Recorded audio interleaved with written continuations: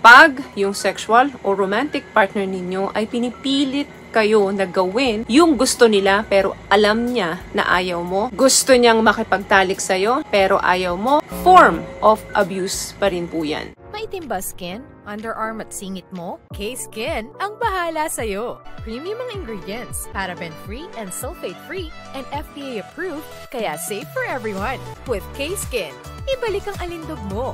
Huwag nang magpahuli.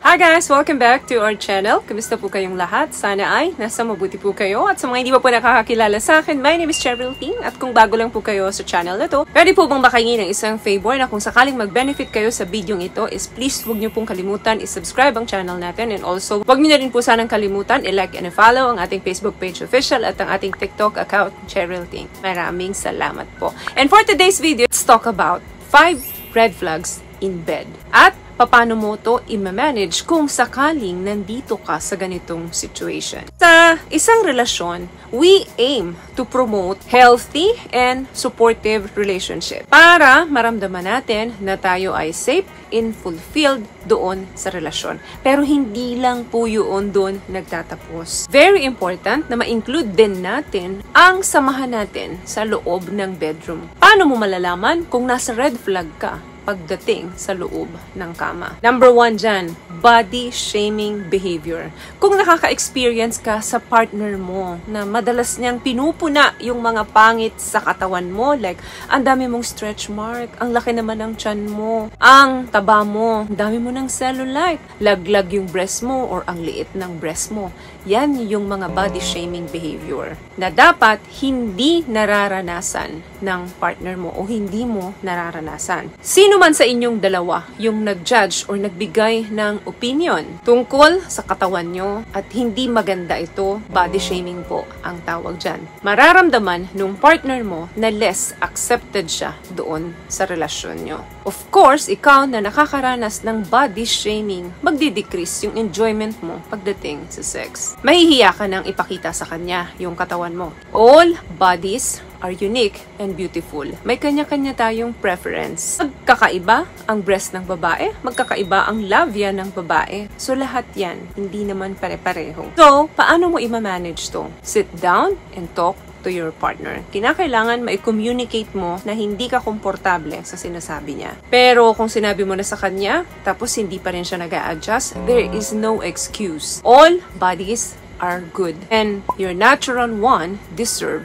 respect. Number 2, yung pinipressure ka niya o dinidisrespect niya yung boundaries mo. Open communication about what you enjoy pagdating sa kama is very important. Kailangan alam niyo pareho kung ano yung ini-enjoy ng partner ninyo at kung ano yung hindi. Para ma-ensure ninyo na kayo ay safe sa feeling nila. Pag yung sexual o romantic partner ninyo ay pinipilit kayo na gawin yung gusto nila pero alam niya na ayaw mo, ipilit niyang hingin sa'yo kahit alam niyang hindi ka pa ready, sexual abuse po yan. Gusto niyang makipagtalik sa'yo pero ayaw mo, form of abuse pa rin po yan.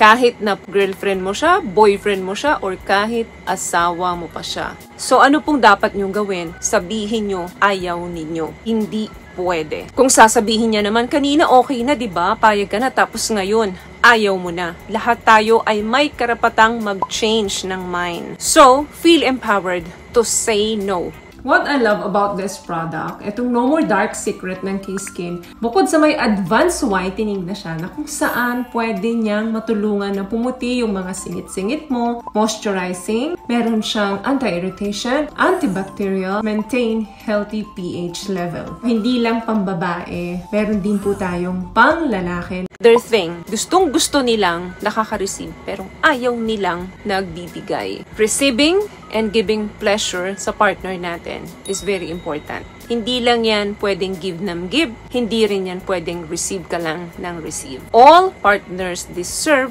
to feel satisfied. Kung ayaw mong pagtrabahuan yung pleasure para sa partner mo, huwag ka rin hihingi sa partner mo para i-pleasure ka niya. Ganun lang kasimple yun. Other thing, kulang na nga siya sa edukasyon about sex pero nire-refuse niya pa na matuto siya. Sinabi mo na ngang ayaw mong mabuntis Gusto mong pagkondomin siya.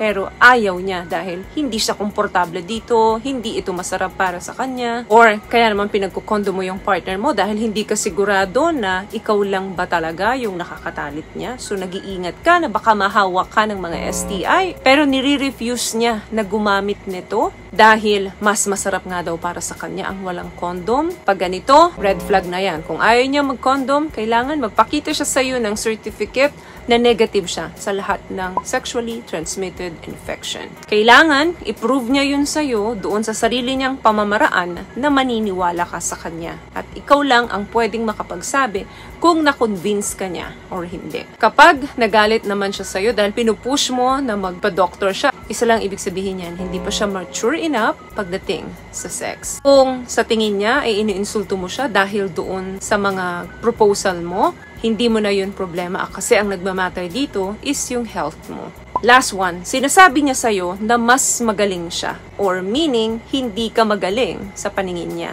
Yung mga ganitong comment, itinatapon niya sa'yo na parang pabiro lang. Pero wag ka, ginawa niya yun sa'yo intentionally para i-criticize ka. Yung mga ganitong sentiment niya sa'yo is a sign na hindi ito pagsusupport or helping to make you feel good. Ang approach sa pag-express ng tamang feedback ay mag-uumpisa sa positibong pananalita and include helpful suggestion sa'yo. Hindi po pwedeng dinidegrade ka niya para lang maiparamdam niya sa'yo na hindi ka magaling. Red flag na yan pagdating sa kama. Nung gagawin mo, don't try anything. Wala kang kailangan i-improve para sa kanya. Hindi ka niya servant or utusan. Kung gusto niyang mabago ka, dapat positive way ang atake niya sa'yo at makapagbigay sa'yo ng mga magagandang suggestion para ma-improve mo pa yung pakikipag-intimate sa kanya. So, yun lamang ang video natin for today. I hope nakapagbigay po ako ng tips sa inyo at kung nagustuhan niyo po ang ating video, please give it a thumbs up, comment down below, and also share this video na rin po sa mga kaibigan na sa tingin nyo matutulungan ng video natin. Once again, palagi po kayong mag-iingat at palagi po kayong manalangin. Thank you guys for watching and see you in our next one. Always love yourself and be a blessing. Bye!